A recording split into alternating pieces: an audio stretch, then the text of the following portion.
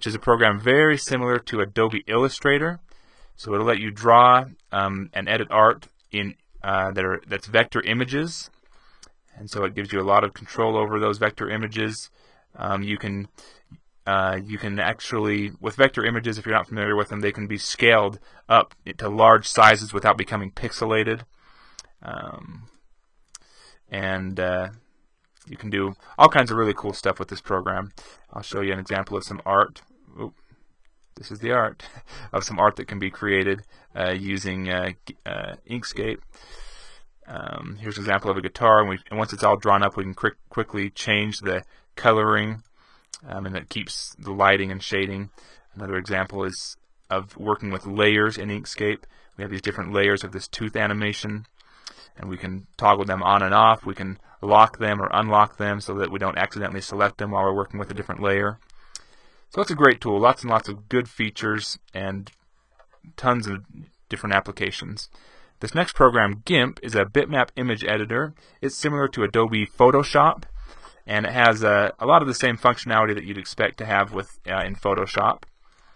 It can do some pretty cool stuff. I've covered it in some of my other programs, so I'm not going to spend too much time on it, but you can apply different effects and layers and filters and things like that. I won't do one because it might take too long on the video, but it's a good program. You can also just create art from scratch. Oh, I'll show you here too. You can work with transparent backgrounds, which is cool. You can remove the background, like if you want to create a product image, and then you can just fill the background with a solid color. So, good program, Gimp. This next one, Scribus, is similar to Adobe InDesign or QuarkXpress. It's a desktop publishing tool, and you can use it to create books, calendars, business cards, anything that has printed text, basically. And it gives you a lot of manipulation over that text. So we can come here, let's go to this one here. Cats in the Cradle. That picture, one of my images isn't coming up, but if I go to edit text, we can see it lets you have you can have different style sheets. So we have oh yeah, this is centered, but so the title has its own style, the author has its own style, and then if we change, I can then change the style, and it'll change it on every page. You can collectively edit the footers and the styles of multiple pages at once without having to go through and physically change it on each page. One of the many features. You can do drop caps. It's great for creating, like I said, anything with printed text. This next one, Forge, is a program for editing and creating fonts. So, for example, here we have, I'll grab the toolbar over here, the letter R. We can edit this font and do some different kind of things with it.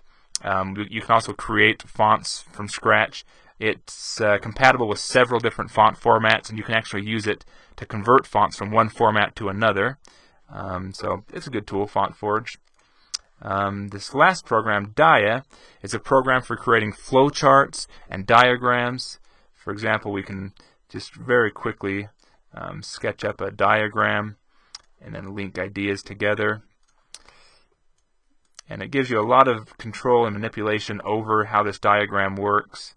And you can put text. We could write text inside this box if we wanted to. So it's great for expressing ideas, but also if you're a designer or into architecture or things like that, it's got all kinds of different presets. Like here's electrical. So if we want to put in some electrical symbols and create an electrical diagram, we can do that. We can import a background image and draw these elements on top of it. And you can create your own symbols too. But it's got a lot of different